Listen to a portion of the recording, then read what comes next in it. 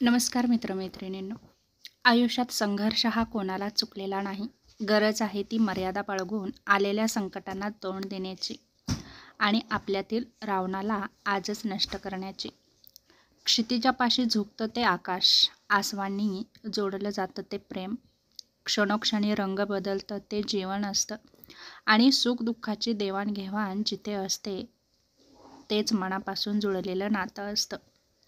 देवासमोर उभं राहून तुम्ही काय मागता यापेक्षा देवाकडे पाठ असताना तुम्ही कसं वागता यावर बऱ्याच गोष्टी अवलंबून असतात. माणूस हा बोलण्यातून नाही तर वागण्यातूनच खरा कळतो. चांगलं कर्म, चांगले विचार जर तुमच्या मनात असतील तर तुम्ही मंदिरात नाही गेला तरी चालतं, पण तुमच्या हृदयातल्या मंदिरात जर अंधार असेल तर तुम्ही जगाच्या कुठल्याही मंदिरात कितीही दिवे लावलेत तरी त्याचा काहीच उपयोग होत नाही. अपेक्षा अशी असावी जी ध्येयापर्यंत नेणारी, ध्येय असं असावं जे जीवन जगणं शिकवणारं, जगणं असं असावं जे नात्यांची कदर करणारं, नाती अशी असावीत जी रोज तुमची आठवण काढण्यास भाग पाडणारी असावीत. दुनियेचा एक रिवाज आहे, जोपर्यंत काम आहे तोपर्यंत नाम आहे, नाहीतर लांबूनच सलाम आहे. म्हणून जीवनात मागे बघून शिकायचं असतं आणि पुढं बघून जायचं असतं. भावना कळायला मन लागतं, वेदना कळायला जाणीव लागते, देव कळायला श्रद्धा लागते, माणूस कळायला माणुसकी लागते, चांगलं जगायला सुंदर विचार लागतात आणि भरभरून जगण्यासाठी पैसा नाही तर सुख, समाधान आणि निरामय आयुष्य लागतं. माणुसकी ही अशी जादू आहे जी बघितली तरच दिसते, दाखवली तरच भेटते, केली तर कळते, मानली तर मिळते आणि ओळखली तरच शेवटपर्यंत टिकते. मंदिरातील घंटेला आवाज नाही जोपर्यंत तुम्ही ती वाजवत नाही, कवितेला चाल नाही तोपर्यंत तुम्ही ती गात नाही, त्याचप्रमाणे तुमच्या भावनांना सुद्धा किंमत नाही जोपर्यंत तुम्ही त्या व्यक्त करत नाही. मन वळू नये अशी श्रद्धा हवी, निष्ठा ढळू नये अशी भक्ती हवी, सामर्थ्य संपू नये अशी शक्ती हवी आणि कधीच विसरू नये अशी नाती हवी. कौतुक नावाची एक अशी संजीवनी आहे जी आत्मविश्वास गमावलेल्यांना पुन्हा जगण्याचं बळ देते. आयुष्यात एक अयोग्य व्यक्ती खूप काही शिकवून जात असतो.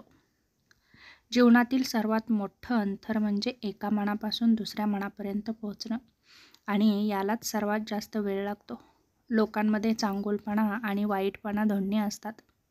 आपण काय शोधायचं हे महत्त्वाचं असतं.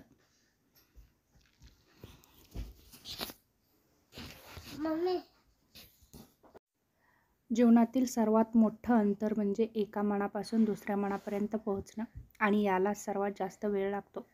लोकांमध्ये चांगुलपणा आणि वाईटपणा दोन्ही असतात. आपण काय शोधायचं हे महत्त्वाचं. वाईटाची संगत नुकसानकारकच असते. कोळसा पेटलेला असतो तेव्हा हात वाजतो आणि पेटलेला नसतो तेव्हा काळा होतो. आपण स्वतःला कधीच मिठीत घेऊ शकत नाही, कधीच स्वतःच्या खांद्यावर डोकं ठेवून रडू शकत नाही. एकमेकांसाठी जगणं यालाच जीवन म्हणतात. म्हणून त्यांना वेळ द्या जे तुमच्यावर स्वतःपेक्षा जास्त प्रेम करतात. माणूस जेव्हा गैरसमजातून निर्माण होणाऱ्या प्रश्नांची उत्तरे आपल्या सोयीनुसार स्वतःच तयार करतो तेव्हा नातेची दोर कमजोर होत जाते. बऱ्याचदा दिवा तेलाच्या कमतरतेमुळे विझतो, पण आपण अनेकदा दोष वाऱ्यालाच देतो. पदरी अपयश आलं की कुणीही फारसा संबंध ठेवत नाही. जर का यशस्वी झाला तर नसलेली नातीसुद्धा बोलते होतात. आपल्यातील चांगल्या गुणांवर सगळे गप्प राहतात, पण दुर्गुणावर चर्चा सुरू झाली की मुकेही बोलू लागतात. जीवन कोणासाठी थांबत नाही, फक्त जीवन जगण्याची कारणं बदलतात. सर्वच प्रश्न सोडून सुटत नाहीत, काही प्रश्न सोडून दिले की आपोआप सुटतात. सुखदुःखाचे धागे विणून आयुष्य परिपूर्ण बनतं, पण कुठला धागा कुठे, कसा आणि किती वापरायचा यावर आयुष्याचं यश हे अवलंबून असतं. तेव्हा योग्य वेळी योग्य धागा टाकण्याचा नक्कीच प्रयत्न करा.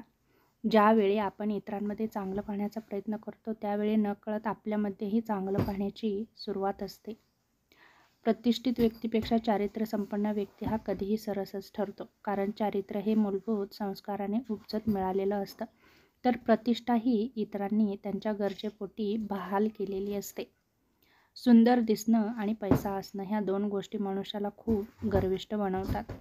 जगातील कोणतीही वस्तू कितीही महागडी का असेना, परंतु देवाने तुम्हाला जी झोप, शांती आणि आनंद दिला आहे त्यापेक्षा कोणतीच गोष्ट मौल्यवान नक्कीच नाही. तेव्हा जे दिलेलं आहे त्यामध्ये समाधान माना. कोणत्याही कामाची चांगली तयारी केल्याशिवाय त्या कामाला आरंभ न करणं आणि सुरू केलेलं काम पूर्ण करूनच हातावेगळं करणं हे बुद्धीचं चांगलं लक्षण आहे. अडचणीच्या वेळी सर्वात चांगला आधार म्हणजे तुमचा स्वतःवरचा विश्वास, जो तुमच्या कानात हळूच येऊन सांगत असतो की सर्व चांगलं होईल. प्रेम आणि आनंद देणाऱ्या व्यक्ती आपल्या सहवासात असणं ही निसर्गाची एक देणगी असते आणि अशा व्यक्ती लाभणं हे आपल्यात सुस्वभावाची अनमोल अशी मिळकत असते. कधीकधी शांत राहणं खूप गरजेचं असतं. आयुष्याकडे सगळ्याच प्रश्नांची उत्तरे मागायची नसतात, कारण आपण ओंजळीत पाणी पकडू शकतो परंतु टिकवून ठेवू शकत नाही. ओठात आणि पोटात एक असेल तर कशाचीच भीती राहत नाही आणि तोंड लपवून दूर करण्याची वेळसुद्धा मग कोणावरही येत नाही. एकट्या सुईचा स्वभाव टोचणारा असतो, पण धागा सोबतीला आला की हाच स्वभाव बदलून एक दुसऱ्यांना जोडणारा बनतो. तेव्हा आयुष्यामध्ये कोणालाही तोडू नका, जोडण्याचं काम नक्कीच करा. शब्दांपेक्षा सोबतीचं सामर्थ्य जास्त असतं, म्हणूनच नात्याचं खरं समाधान खांद्यावरच्या हातात असतं.